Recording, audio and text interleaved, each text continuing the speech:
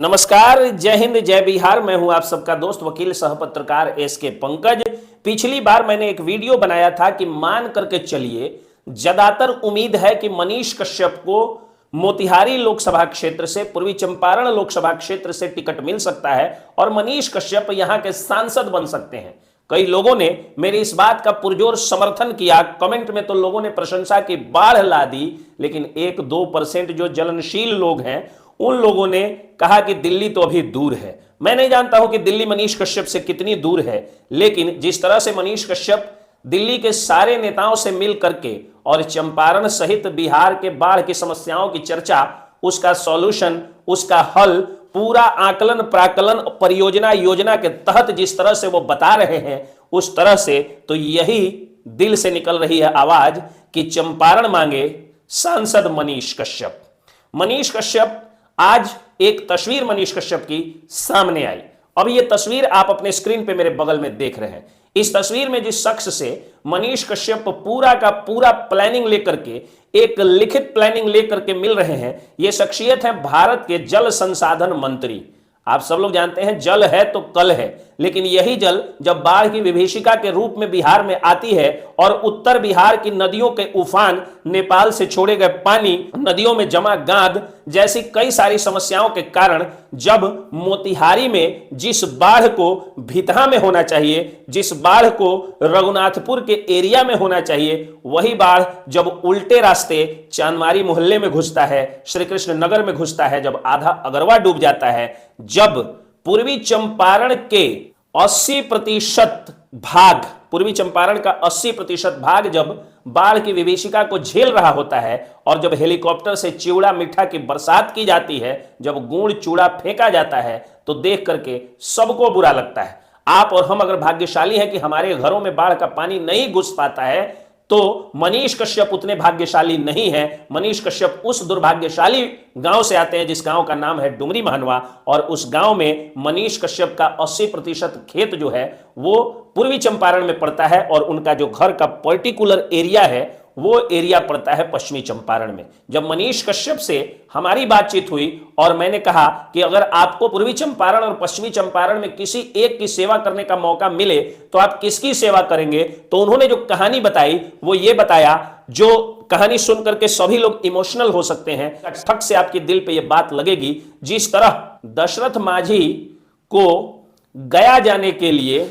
मीलों दूर का सफर तय करना पड़ा और उनकी पत्नी, उनकी जो प्राण प्रिया थी, उन्होंने अपने जान को गंवा दिया और उस प्राण प्रिया के याद में उन्होंने ताजमहल से भी बड़ा प्रेम का प्रतीक गहलोर का पहाड़ काट करके और पहाड़ को तोड़ करके, पहाड़ का सीना फाड़ करके और रास्ता बना दिया। ठीक उसी तरह एक हम लोगों की मां, बिहार के एक बहादुर बेटे की मां आदरणीय पूज्या मधु देवी गर्भवती होती हैं और पहली बार प्रसव पीड़ा से कराह रही होती हैं, तो सुगौली, जिस पर सुगौली और डुमरी महनवा के बीच में जो रास्ता है वो महज कुछ किलोमीटर का है, कुछ मिनट दूरी का है, लेकिन चारों तरफ से बाढ़ आई होती है, एक बड़ी नदी बीच में होती है और उस नदी पर पुल नहीं होता है, तो नाव पर लाद करके पूज्या माता श्री को ले जाया जाता है और तब अवतार होता है एक ऐसे बहादुर बेटे का सुगौली के अस्पताल में, जिसको दुनिया त्रिपुरारी कुमार तिवारी उर्फ मनीष कश्यप के नाम से, उर्फ सन ऑफ बिहार मनीष कश्यप के नाम से जानती है। तो जिसने यह कष्ट झेला है, जो व्यक्ति गांव के पाठशाला में, कोई व्यक्ति कितना भी बड़ा क्यों नहीं हो,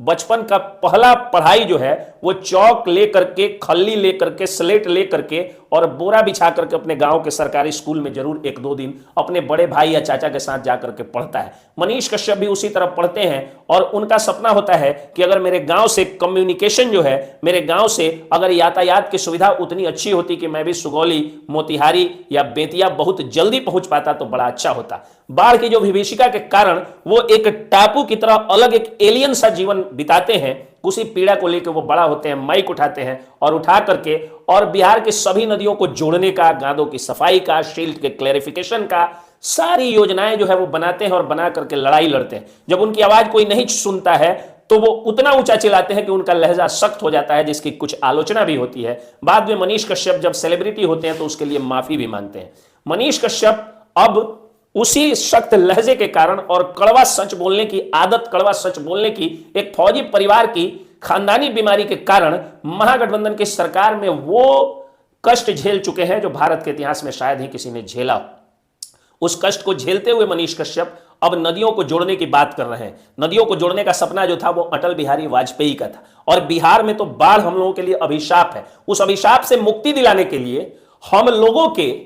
चंपारण के लाल सन ऑफ बिहार मनीष कश्यप जल संसाधन मंत्री के पास पूरा का पूरा प्लानिंग लेकर के जाकर के और मिले हैं। ये तस्वीर जब आई है तो मुझे लगा कि इसकी चर्चा जरूर करनी चाहिए। अब आप बताइए कि अगर भारतीय जनता पार्टी मनीष कश्यप को अगर टिकट दे देती है, अगर पूर्वी चंपारण लोकसभा क्षेत्र से उनको टिकट मिल जाता है, तो न सिर्फ अटल जी का सपना सच होगा, बल्कि मोदी जी जो चंपारण सत्याग्रह शताब्दी वर्ष में चंपारण को नंबर 1 बनाने की बात करते थे, वो नंबर 1 चंपारण जरूर बन जाएगा। क्योंकि ये सभी लोग जानते हैं कि मोदी जी और योगी जी के नक्शे कदम पर चलने वाला अगर कोई युवा बिहार से अभी सबसे ज्यादा चर्चित और प्रसिद्ध है तो उस शख्स का नाम मनीष कश्यप है। अब कुछ लोग पूछेंगे कि सांसद तो पहले से भी यहां है, तो उस सांसद महोदय की जो उम्र है वो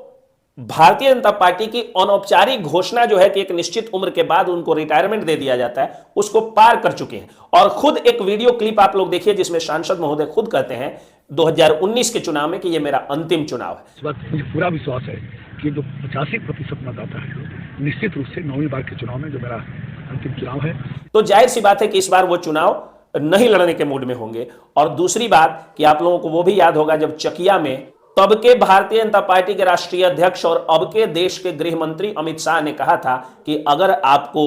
राधा मोहन सिंह से कोई दिक्कत है तो आप नरेंद्र मोदी के नाम पर यहां पर भारतीय जनता पार्टी को वोट दे दीजिए, कमल छाप के सामने का बटन आप दबा दीजिए। ये सारी बातें इस बात की ओर इशारा करती हैं। और भारतीय जनता पार्टी का जो इतिहास रहा है कि साध्वी प्रज्ञा ठाकुर पर देशद्रोहियों वाला कानून लगाया गया जब गैर भाजपाई सरकार देश में थी, आज जो लोग विपक्षी दल के लोग हैं, तो ठीक उसी तरह से जब गैर भाजपाई सरकार बिहार में थी, महागठबंधन की सरकार, तेजस्वी यादव की सरकार, जब तमिलनाडु में आज भी स्टालिन की सरकार है, दोनों सरकारों ने मिल करके और मनीष कश्यप के ऊपर वही धारा लगाई थी जो कभी साध्वी प्रज्ञा ठाकुर के ऊपर लगाई गई थी। और साध्वी प्रज्ञा ठाकुर को भारतीय जनता पार्टी ने टिकट दे करके और यह साबित कर दिया था कि सनातन के लिए उठने वाली एक एक आवाज के साथ, राष्ट्रवाद के लिए उठने वाली एक एक आवाज के साथ भारतीय जनता पार्टी, टीम नरेंद्र मोदी और योगी आदित्यनाथ को अपना आदर्श मानने वाली पार्टी हमेशा साथ में रहती है। इसलिए भारतीय जनता पार्टी को बिना सोचे समझे पूर्वी चंपारण मोतिहारी से टिकट दे देना चाहिए मनीष कश्यप को। मनीष कश्यप को टिकट मिलेगा भी।